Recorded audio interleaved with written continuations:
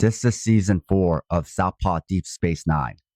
Season 5 will be released on the Southpaw Pod Patreon.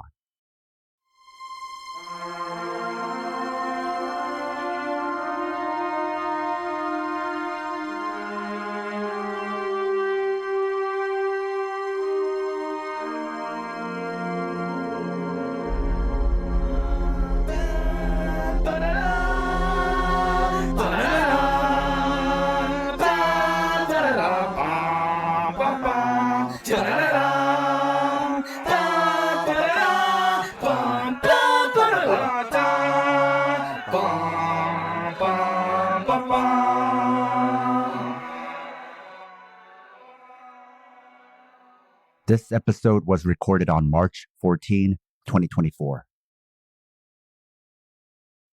We are back with Southpaw Deep Space Nine, Season 4. If you don't know what SDS9 is, it's Southpaw's completest DS9 watch-along show, where we watch every episode, recap it, and analyze it. We are your hosts, Scott and Sam. Scott is someone who's watched DS9 more than once, whereas I'm someone who's casually watched some episodes when it first aired, but this is my first time watching each episode in earnest. One of the cool things is this also gives us different perspectives. After we watch each episode, we come together and talk about it. Scott gives us the play-by-play along with his insights, while I analyze scenes that stuck out for me from a political perspective or a media studies perspective. This is the Season 4 premiere, Episode 1 and 2, The Way of the Warrior. Scott, can you tell us about these episodes?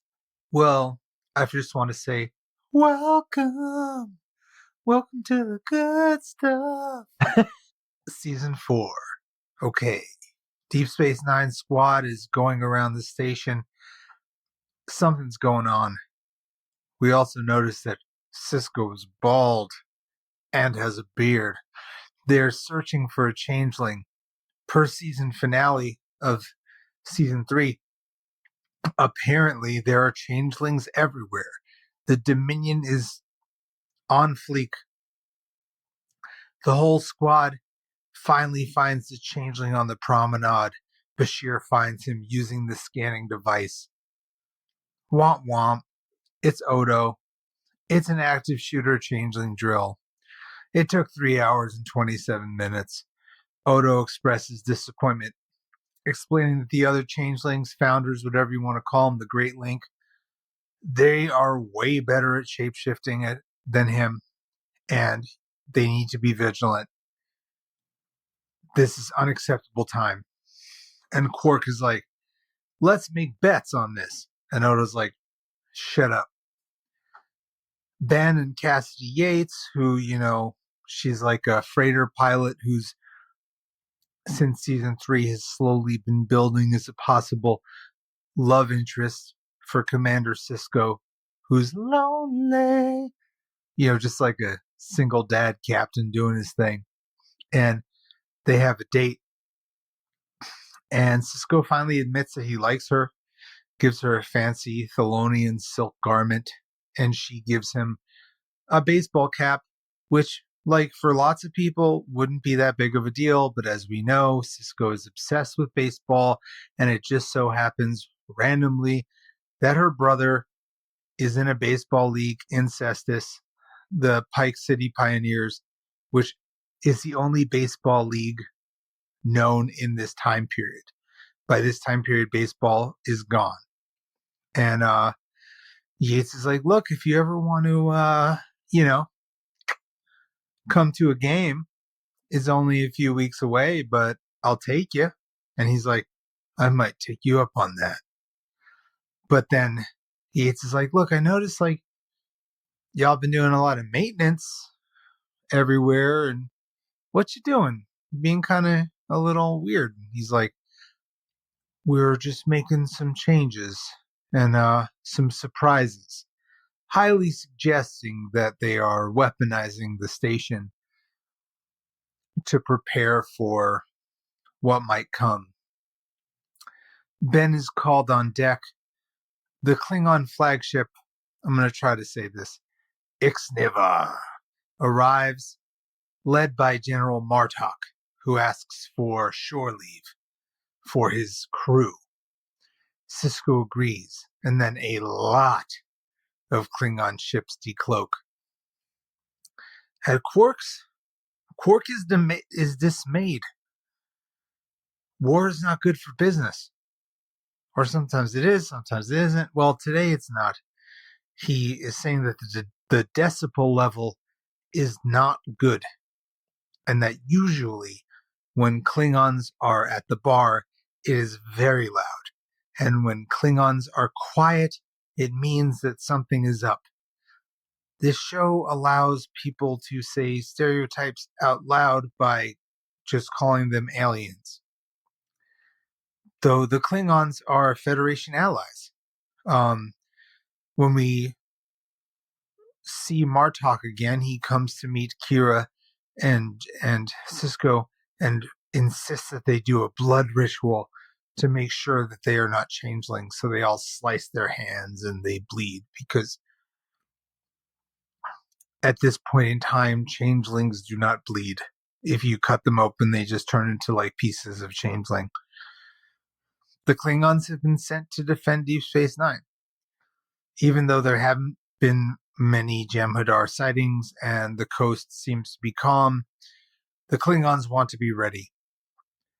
Jadzia and Kira, we see them trying to play Trill, Banya, Spa. Spa. Banya is a type of like Turkish-Russian bathhouse that I'm used to in Brooklyn where they basically a spa. It's wonderful. You should go. They're doing like a Trill spa sort of thing. And Kira explains that it's hard for her to play games. It's hard for her to role play. It's hard for her to pretend. It's hard for her to relax or be silly because she grew up in war and genocide. Totally understandable. But Akira finally agrees to a hologram massage. Odo and Garak have a friend date. Garak says that he is worried about Cardassia as the Obsidian Order is over and the borders are closed and it's not clear what's going on. Odo stops some Klingons trying to pick on Morn. They aren't feeling Odo and Garak, but they go away. Garak throws some barbs. Shortly after, that same group of Klingons show up at Garak's shop and knock him out and beat him up and break some ribs. At the infirmary, Bashir heals Garak and is happy that he's okay, and Garak is just happy that he got a couple cutting barbs. He won't press any charges. He's just as confused as to why they were mad at him. Kira believes that there are at least 20 Klingon warships just hovering around the station. And then Sisko gets a distress from Yates' freighter, the Josha, saying that they're being attacked and their comms are jammed. So Sisko gets on the Defiant with the obvious squad. They get there and the Klingon ship has like a beam on the Josha, so it can't move. And apparently the Klingons have an order to search every single ship that leaves Deep Space Nine. But this goes against Bajoran law, and right now they're in Bajoran space. Bajoran law prohibits unlawful search and seizure.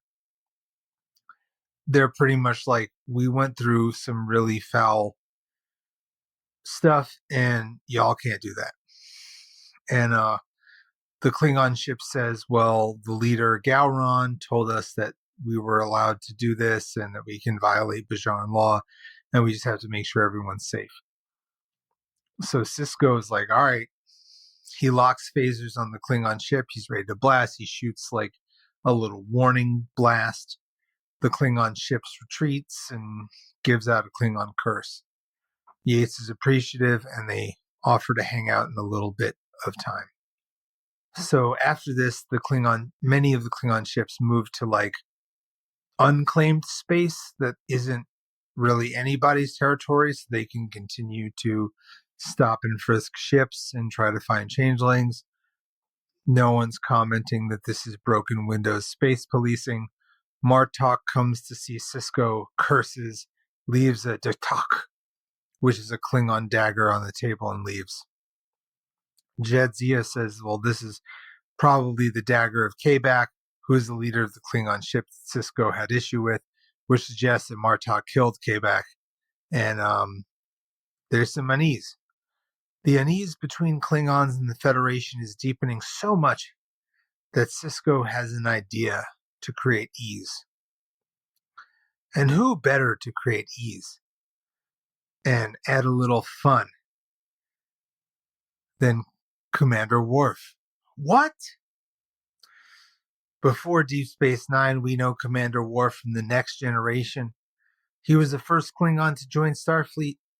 Raised by humans after his parents died by the hands of a Romulan ship, Worf is best known at this point as Chief of Security and Tactical Officer aboard the USS Enterprise, which has just been blown up in the Star Trek world under Captain Jean-Luc Picard, and has a nice son named Alex, who's living with his human parents right now. Worf is on leave and just, he's been live, laugh, loving and considering even leaving Starfleet. He just doesn't feel at place. He's a character that often feels not connected in any of the places for which he has a right to feel connected. And that's sort of like the crux of Worf and what drives Worf. Sisko urges Worf to reconsider, and that he has considered it before. Mind you, if you remember from episode 1, Jean-Luc Picard, when he was Locutus of Bjorg, is semi-responsible, totally responsible. It's your choice for Sisko being a widower. And it made him question his own fealty to this broken system. So Sisko asks Worf to talk to Martok and as a Starfleet commander to try to keep the peace, knowing that he knows war when it is necessary. At Quark's, Worf orders not Klingon blood wine, but chilled prune juice. That's the thing that Worf likes. Miles, who, if you remember, right now he's deeply rooted as a character of the Deep Space Nine oeuvre, but he is also from the Next Generation. So he's happy to see Worf and asks him to play darts, and Worf obviously plays him aggressively. Worf is introduced to Kira and Jadzia, who at the time are LARPing, leaving the holosuite. They're not in a good mood, but Jadzia and Worf have a nice meeting, because as we remember from previous episodes, Curzon Dax is a much loved in the Klingon culture, and something to also remember is that Klingons respect pronouns. So you should too. This is a season 3 thing, but also like everyone should just respect pronouns. At Quark's, Martok's son Drex, who beat up Garrick, is being a jerk. Worf beats him up and takes his weapon. Martok comes back to pick up his son's stuff, and Worf reveals that this was sort of to get his attention and just wants to know what the heck is going on. Martok says, it's all part of Gowron's plan. Gowron is an interesting character who, at this point we mostly know through the Next Generation, but I surmise that he might be part of the plot moving forward now that Klingons are really becoming a part of this area geographically. Worf, then we see Worf, he's fighting a Klingon fighting program in the holosuite. Jadzia offers advice on how to attack and explains that she designed the program. And explains that, yes, Curzon was very respected in the Klingon culture, but she is Jadzia Dax. So she's also interested in this stuff too. She is a part of all the things that are part of her. And they have a nice little batleth fight. Worf wins. Dax flirts a little bit, and which makes Worf feel better. And Dax points out, like, you feel a little better when you kick a little ass, don't you? And he's like, yeah.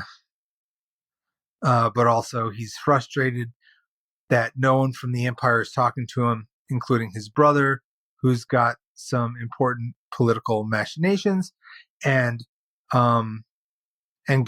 No one's returning. He's just being left unread. Jadzia suggests Worf find a friend on the station that owes his family, and maybe they'll tell him something. We see Worf drinking with Horaga, whose honor was reclaimed by Worf's family. And this is if you know the Klingon culture, honor is everything. Just how the rules of acquisition is everything in the Ferenginar, honor is sort of what is the Klingon culture.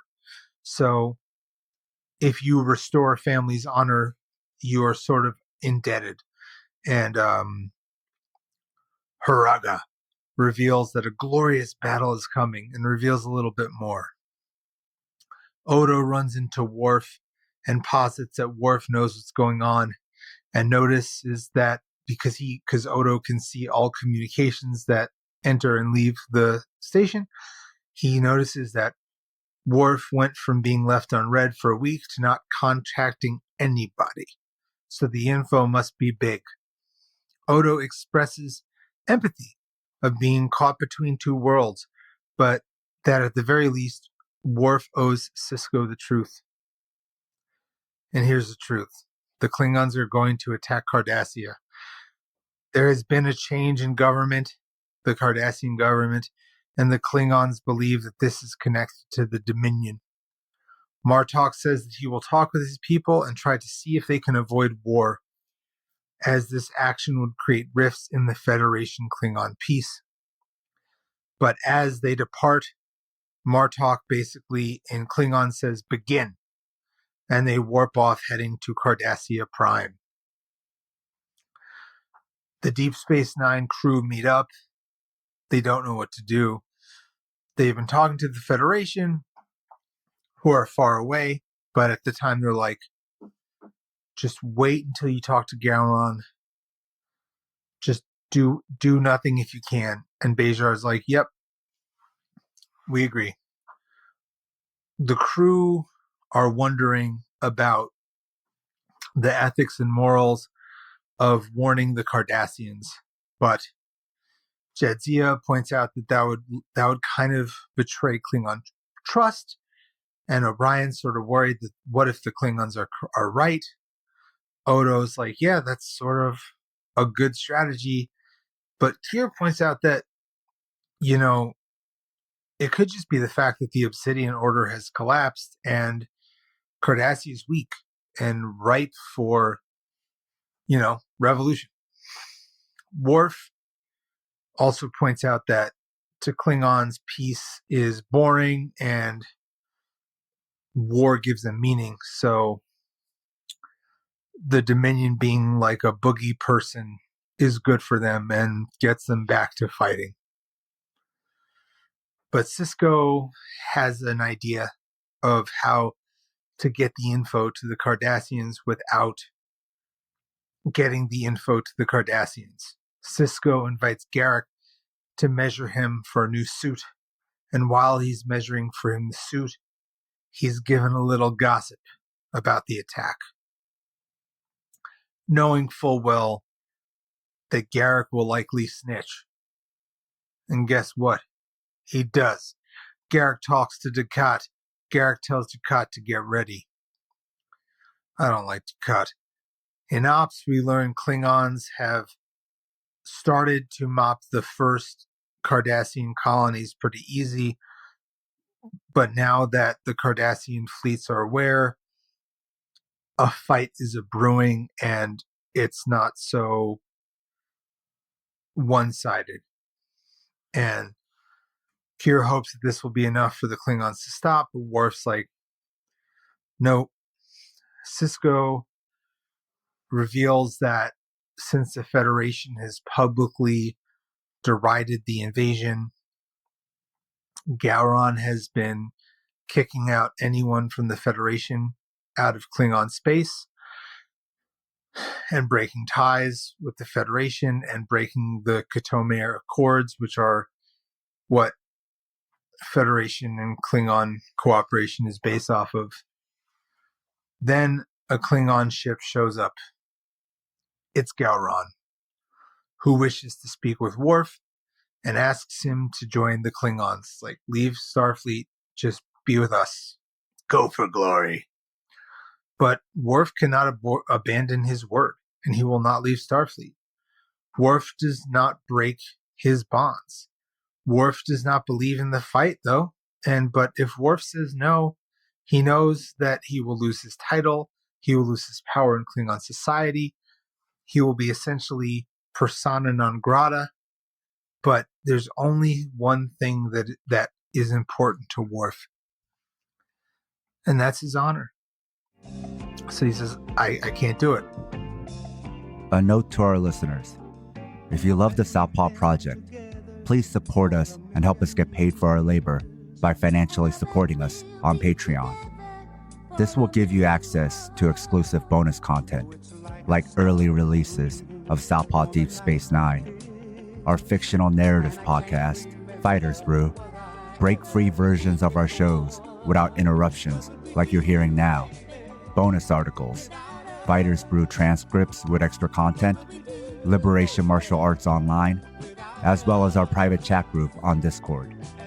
You can also make one-time donations at Ko-Fi or show your solidarity by wearing our swag. You can find all pertinent links at southpawpod.com. At Quark's, Miles comes to drink with Worf. Worf is bummed out, and they talk about wars they almost lost. And Worf is going to resign from Starfleet because he has nowhere to go. The uniform reminds him of his betrayal. Worf believes that he's a liability, a man caught between too many worlds, a loner with a heavy heart. But Sisko will not accept Worf's resignation at this current moment. The Klingons are 52 hours away from Cardassia. If they win, they will kill everyone and do not nice stuff. So Sisko reaches out to the new Cardassian government. And guess who's part of it? Dukat. Snake. Sisko's plan is that they safely get Dukat and the Council on the Defiant to Deep Space Nine before the Klingons get there. Worf's like, what if shapeshifters? Sisko's like, gotta risk it. They head out on the Defiant, and Sisko and Yates share a kiss. The Defiant sees a mess of Cardassian ships. They're looking for surviving people. Worf warns there may be Klingons lurking, and that secrecy could be inglorious and honorable, but there's nothing more honorable than winning. When the Defiant reaches the meetup and uncloaks, the Klingon ships blast at the Cardassians. Dukat is at the meetup. There's a firefight, and some Klingon ships are attacked. The Defiant takes a lot of damage, but they have lots of shields. This is sort of like a breakout moment to let you know how good the Defiant is as a ship. There's no cloak, but they just blast off. They beam up Dukat et al. And they check on the Deep Space Nine, and none of them are changelings. On Deep Space Nine, Garak gets a free drink from Quark. Quark posits that he wishes that he had become an arms dealer, as genocide is bad for business. Quark and Garak are frustrated that they put their hopes in the Federation, and all of this liquor has become a surplus. And then Quark gives Garak the human drink, root beer, as he points out, is bubbly, cloying, and happy. But if you drink enough of it, you like it, like the Federation, they point out. At Deep Space Nine, there is fear of Klingon retribution. Quark points out that first it was fear of Cardassians, then it was fear of Dominion, now it's fear of Klingons. Dozens of Klingon ships are raising shields and arming themselves against Deep Space Nine. Sisko arms the station. Bashir reminds people that Klingons like to stab and to be prepared for stabbing. Odo points out to Bashir that medic or not, danger is imminent. And Odo and Bashir have a nice passive-aggressive moment as the civilians hide. Garak and Dukat have a tete-a-tete, but reminds that they both need a friend, especially a friend with a gun. Martok sends a message. Send over the Cardassian Council members or have a fight. Sisko explains, he's ready for a fight. This old Ket is not as toothless as you think. Go check his armaments. He's strapped. Gowan says today is a good day to die. I always thought this kind of thing is corny. A firefight happens. Many Klingon ships have been destroyed.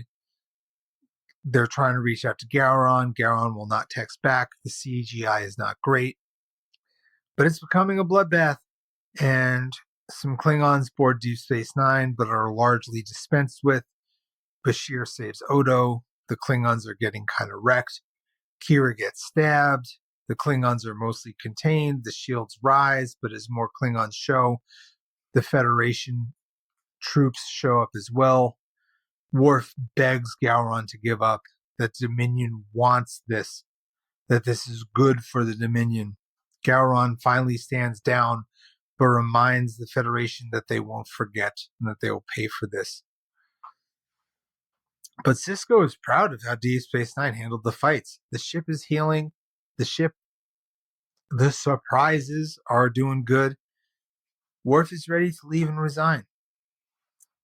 Sisko brings Worf his discharge papers and talks about when his wife died and thought that running would erase his pain, that his uniform reminds him of loss, but also reminds him of his life, and also reminds him of all that he has gained. That once an officer, always an officer, and that Worf can try, but he can't escape. So Worf accepts the job as Systemic Communications Officer. In red, he is Lieutenant Commander. Welcome, Worf. Though we find out that the Klingons are not giving up some of the Cardassian planets they took over, Ben says maybe they're here to stay, but so are we. As is Worf. Welcome to Season 4. First off, this is my favorite season premiere out of the 4. Oh yeah, easily. So we've talked about the relative scale, and we'll have to save Scott's new relative scale and rating for this episode for the end.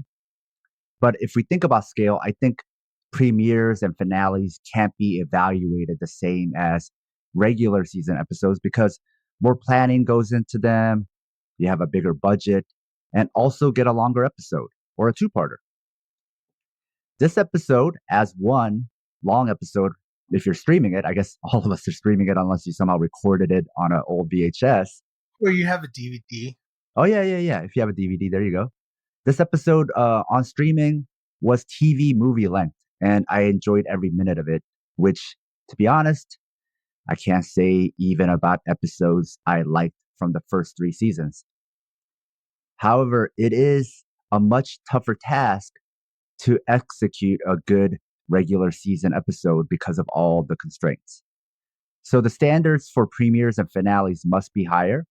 And this is still the best out of the 4 for me and still a solid episode, even with those higher standards. Also, I didn't know this would happen, but the full transformation occurred.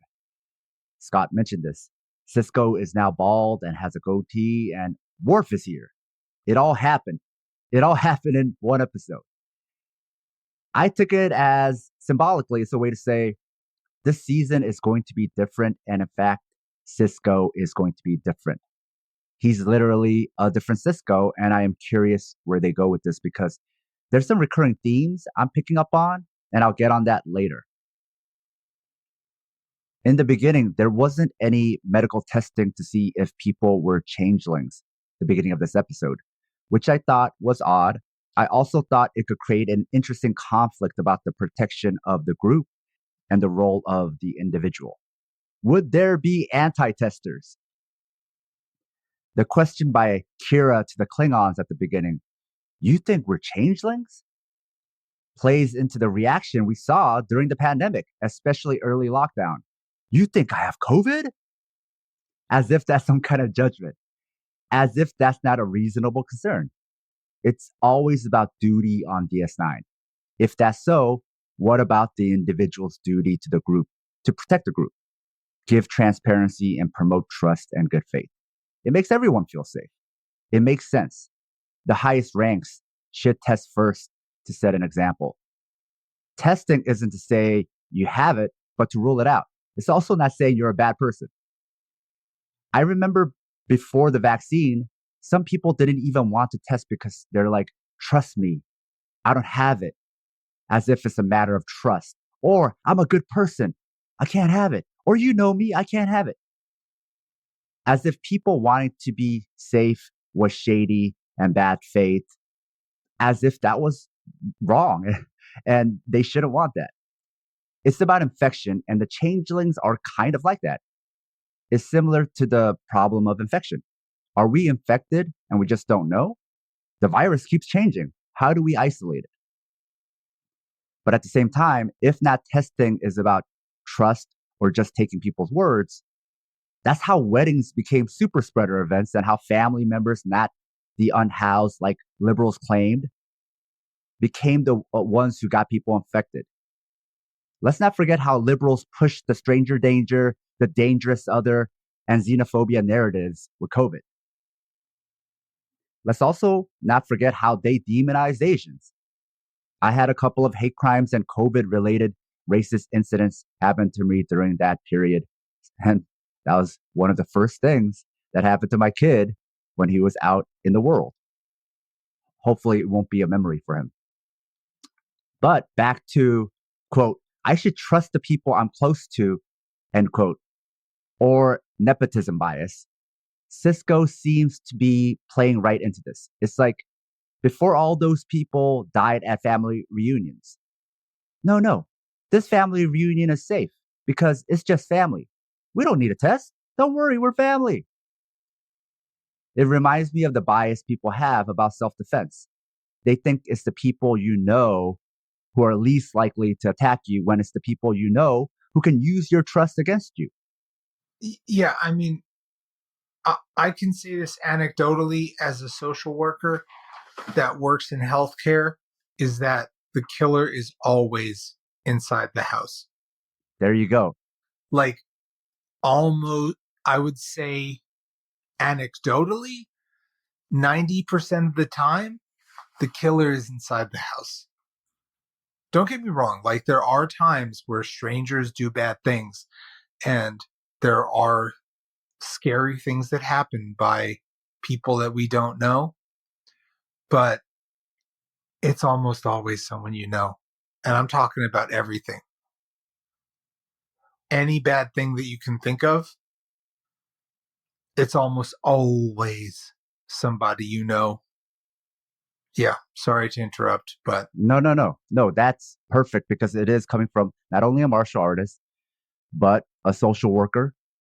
You're somebody who sees all kinds of stuff we don't see.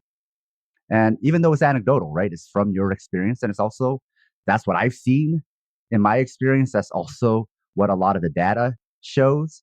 Because let's be real, strangers will have a hard time isolating you and getting close to you. People you know are in those positions. Same with infections. It's the trust and intimacy that makes infections more likely than strangers you won't get near. Likewise, why would a changeling pretend to be someone you don't trust? It makes more sense to be someone you would trust or someone with authority over you. Going back to Terminator 2, this is why the T-1000 was a cop. This is why violence most often happens laterally or top down. So do infections. Going back to cops, this is why cops and people in authority most often harm you. People in a position to hurt you are the ones who can hurt you. It's obvious, but somehow not obvious because of in-group bias. Look at everything happening at WWE with Vince McMahon and all the senior execs. And with changelings, you can maximize vulnerability with familiarity. Cisco and his new love interest testing is like a couple getting STD tests. It's peace of mind and also a way to promote more trust. It's a sign that you want the other person to trust you. So I'm very curious whether this will lead to changelings getting close to people because of this bias to in-group and nepotism and favoritism. And hey, I'm not going to test people I like or only for those I don't, which is what we saw at least in this episode. Right, which is also something, we know a lot more now.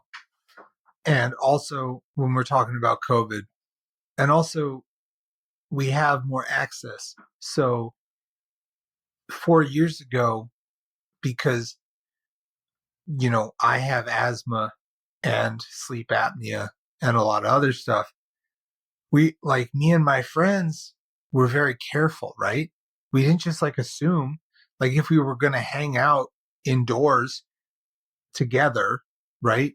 We had rules, we would isolate, get tested, and yada, yada. And now you can either get tests at the corner store or up until very recently get a bunch free from the government. If you're worried, you can just, test. And it doesn't have to become this very upsetting thing. And anyways, safety is awesome. Yes. That's all. Feeling safe is awesome. We talk about the context of how you view something, and this contextual view is not something people who watched in the 90s could have. It can only happen now, which adds a different texture to the watch.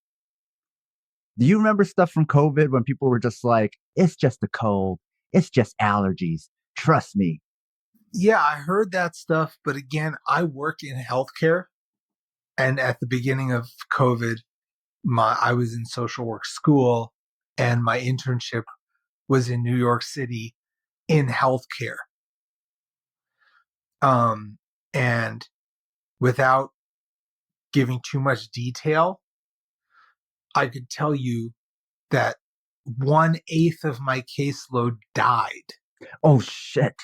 So, when this is something that gets me very upset. I've gotten into a lot of arguments lately with people, and I've kind of made the final cut of some of the cuts that I've been making. I mean, I'm sure I'll continue to cut people out, but there some final stragglers, because when the CDC recently released their information about how we should treat COVID like the flu now, people thought that was the smoking gun, being like, gotcha, COVID's not a big serious disease. And I'm like, this is how viruses work. This is how things work. You know why it's like a flu? Because 70% of the country is vaccinated, which means that the COVID that existed in 2020 that killed 1/8 of my caseload, that was killing New Yorkers in a level that they required creating tent, morgues. That version has slowly calmed down, and I'm not an epidemiologist, but I understand science enough to know that because of unselfish people that were willing to get vaccinated and think about other people and get tested when they feel sick and not train martial arts when they're not feeling good and all that other stuff, jiu-jitsu was the thing that got me. This is a tangent, but I promise it's important. When I discovered jiu-jitsu, it healed my anxiety and anger in a way that I had never understood it. And to this day, it is a true gift because it teaches me how to do yoga in a burning building. And I didn't do it for a year and a half.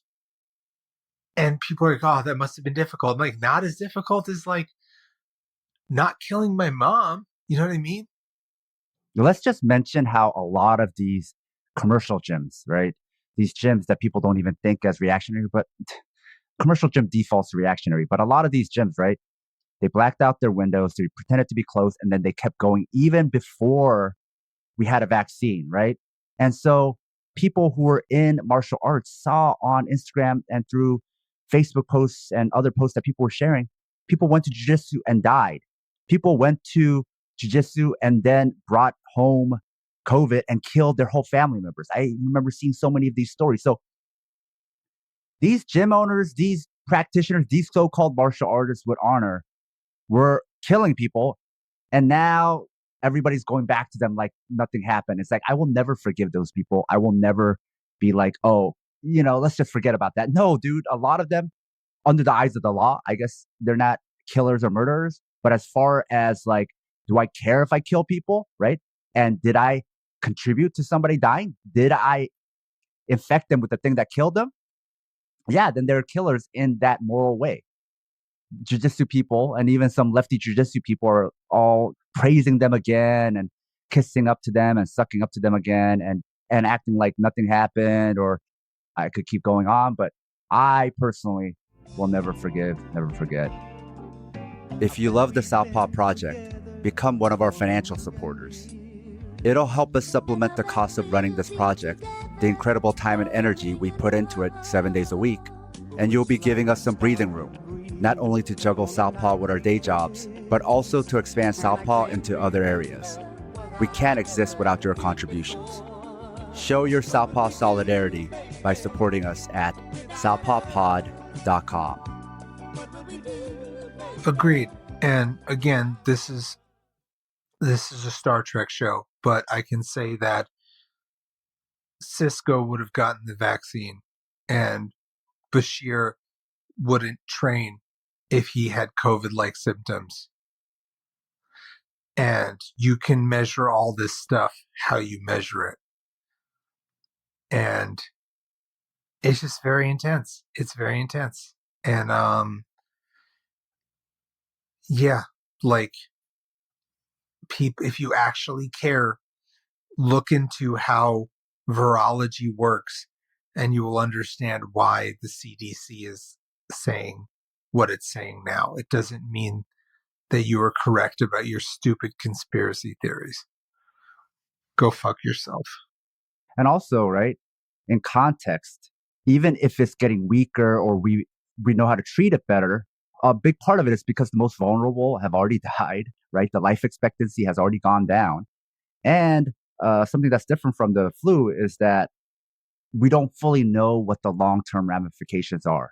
We know some of them right now, but every day we're finding out more and more problems about long COVID and some of the long-term health effects. I'm like scared, right? I think a lot of us back of our minds are scared. Like 40 years from now, we'll find out something is wrong with our heart or something. And they'll be like, yeah, that's because of like the COVID you got 40 years ago. You know what I mean? So even I would say err on the side of being even more cautious than what the CDC says. Because what is it going to cost you? Nothing. It's not going to hinder your life any worse.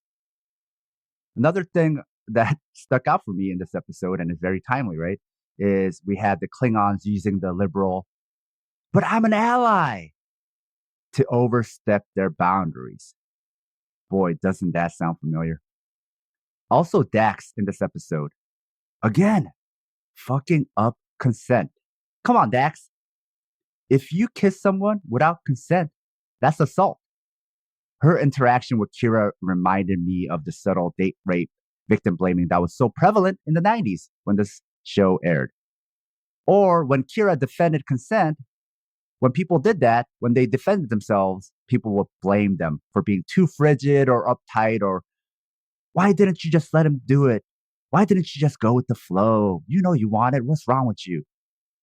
In that conversation about what happened to Kira, where the holographic person, which really doesn't have any bearing on this issue, it made it to be something was wrong with Kira, not the person who kissed her without permission. And who knows what would have happened if she didn't fight back. And even going back to the hologram thing, Dax was the one who was like, you have to treat this as if it's all real. You say that and then that's how you react, Dax? Yo, we need a Dax intervention. I wish I could just go right there and just pull her aside. We need to have a talk. Because she's become too much like Dr. Horny in a different way. And in some ways, maybe worse. And this might be just not a pattern of like character development, but like it just ended up being a couple of episodes where she's been like this. But man, now I need to talk about Worf. Worf's acting stood out to me, not because it's better. I was thinking about it. Why is it standing out? And it's because he felt most familiar with being a Star Trek character. That's what he brings. Not just familiarity for the fans, but he's bringing a level of comfort to the role that comes from years of being in this universe already. The character and the comfortable acting built this DS9 world further. It made the acting of others even feel more authentic. And I was wondering how they would bring Worf in, but it transitioned so well into also the subplot about Worf and duty. He wasn't just joining in on the main plot. He had his own subplot. And duty, I've said, is a big theme in Star Trek because Star Trek still defaults to military values. But bringing him in, making him integral to the plot, and giving him his own subplot, in my opinion, was done seamlessly. How do you think the writers and actors did with bringing Worf in? Just that part of it, how he was introduced to the show. I don't think they could have done it really better. I think they were just like given an opportunity. You know, the Star Trek The Next Generation was ending and the show was having a little bit of like behind the scenes, the show was having a little bit of trouble getting things going. And they were like, oh, let's do something fun. And boy, did they. I just don't think they could have done it much better, you know? And out of all the characters they could have brought in, I think Worf was perfect. Perfect. There's no one better. Later, Sisko used Garak to leak info. And then there was Worf's reaction to that incident where he's like, oh, okay, this is weird. Let me just go with it. And so it was subtle, but it's like so many layers to that scene and this episode. By layers, I mean operating on multiple levels. Everyone has their own methods and interests. Everyone is coming from their own place and converging at DS9. It really felt like a space station for the first time for me in this episode. What did you think about that short scene with Garak coming in to measure Sisko and then being given info to leak? It was just delicious. It's what you want. It's what you want from Garak, man. Oh, it made me so happy. It was funny, but also very clever and like it's dramatic, but at the same time, it's tongue in cheek. It just hit on so many levels. And there was a lot of scenes like that. And I want to stick with Garak because Worf and Garak being on DS9 will always add extra layers beyond the main layers of the situations with Bajor, Dominion, and Starfleet. And also, like, yeah, it's really interesting to have this triad of Garak, Odo, and Worf, who are people that live between two worlds without ever fully comfortably being part of it. But being like three completely different characters. And Worf obviously being the best guy. I want to talk about that, about conflicted characters, what you called characters who have a foot in two worlds, right? Because we had Odo and the Founders, we had Garak and the Cardassians, and now we have Worf and the Klingons. And to a lesser extent, you have Kira and Bajor, you got Rom and Quark and the Ferengi. Now, if this is an intentional theme of two worlds, then the next big conflict to me has to be Sisko and Starfleet. Does the new look for Sisko also mean new Sisko?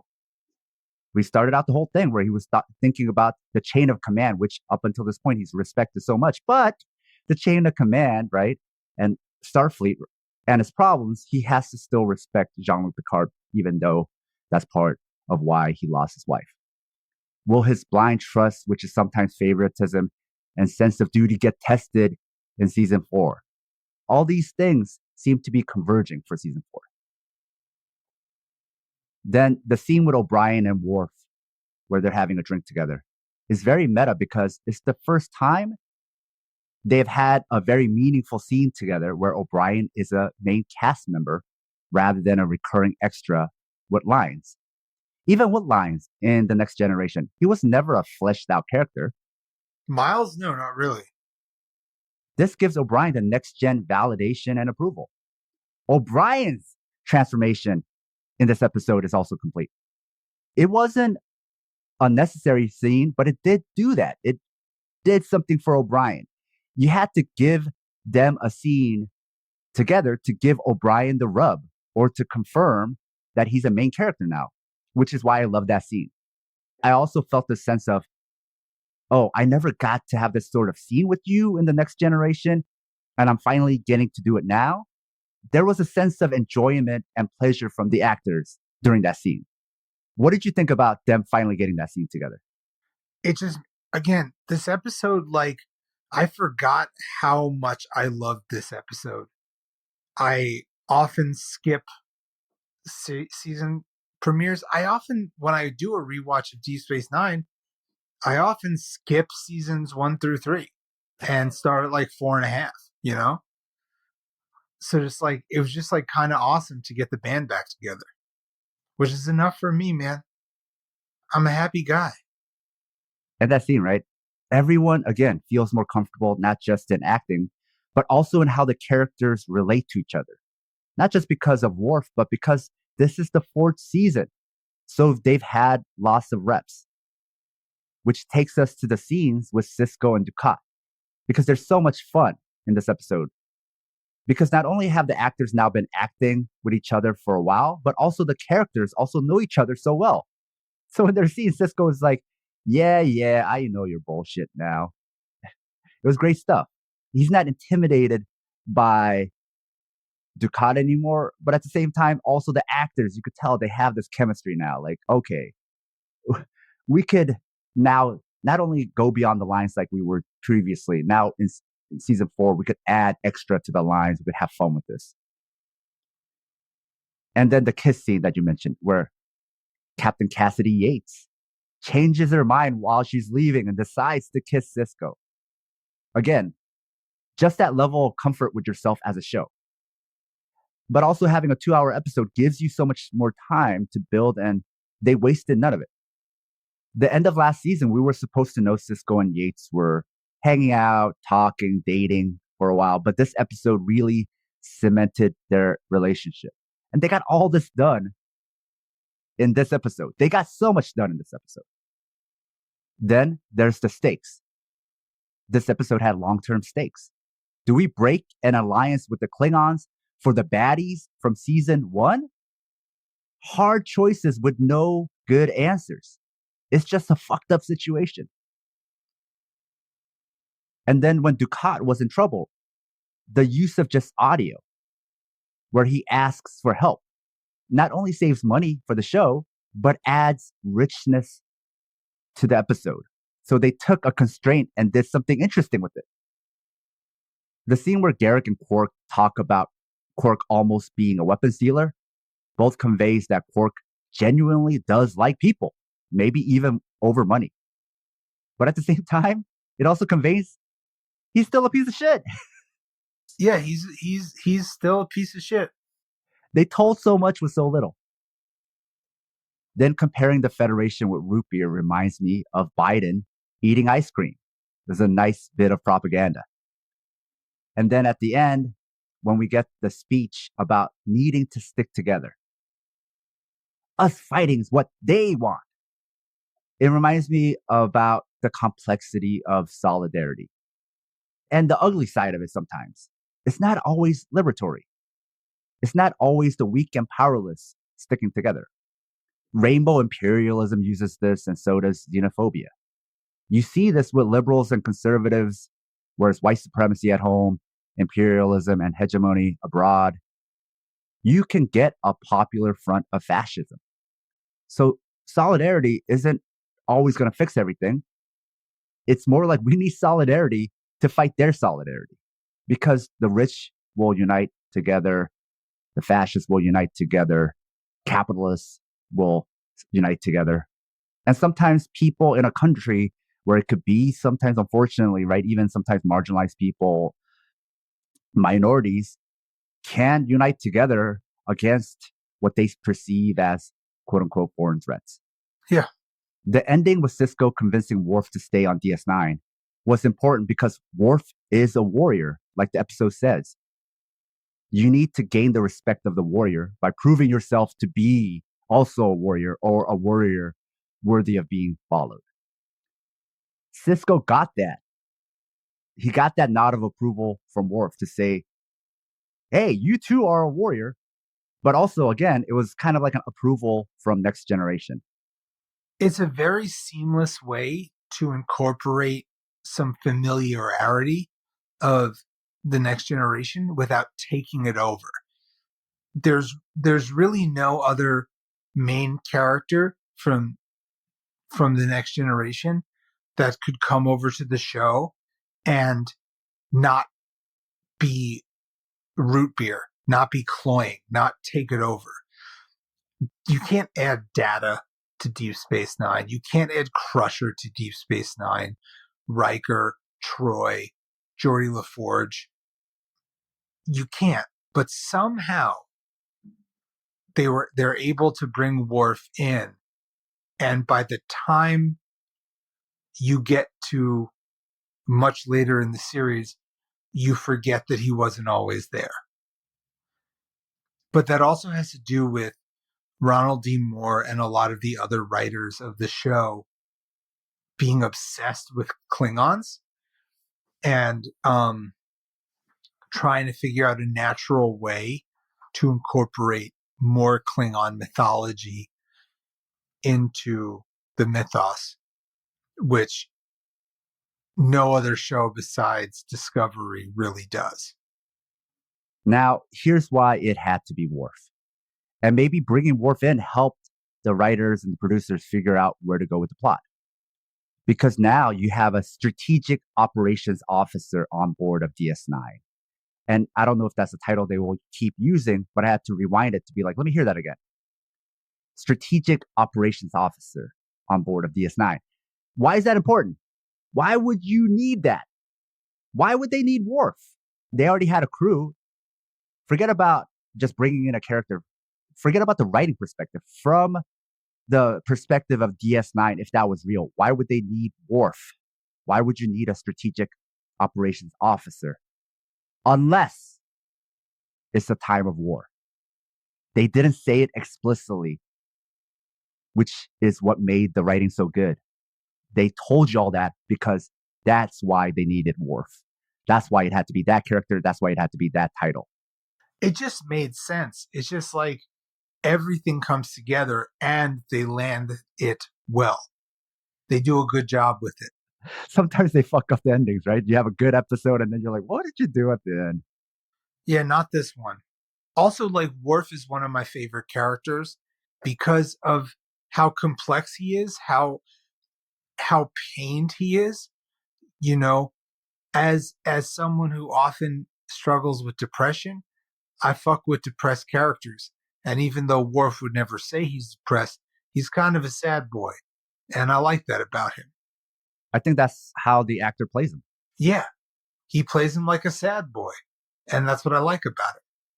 I can relate to him. I can't relate to Data. I can't relate to Geordi. I can't relate to, aside from the socialism, I can't really relate to O'Brien. But I can relate to sadness. And I can relate that way better to Worf than I do than Spock. I think for me, Worf is a stand-in character that I can understand, that I can relate to. For me. So he's just always been one of my favorite characters.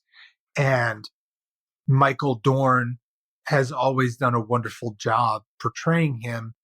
And even when he shows up again in Picard, it's just like one of the best things, without giving spoilers for Picard.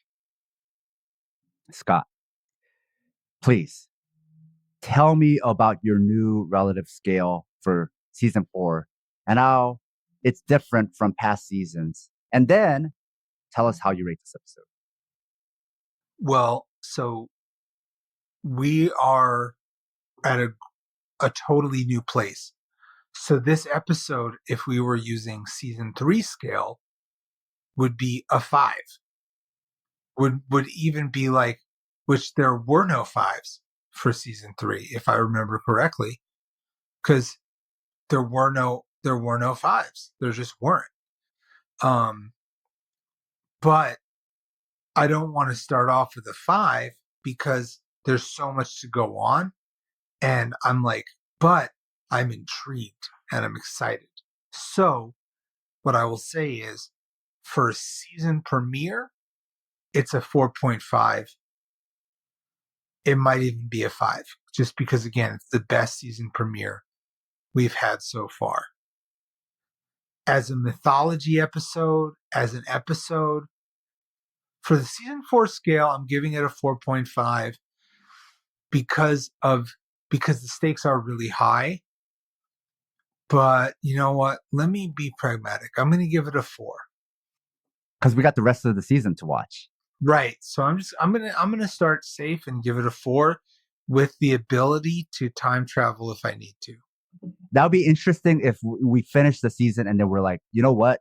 The premiere is still rock solid. It's still up there as far as best episodes of the season. Oh, I don't think the number is going down. I think the number could go up. Scott, can you tell us about the next episode? Future Cisco got things to say. Ooh. Until then. Ta-da-da-da.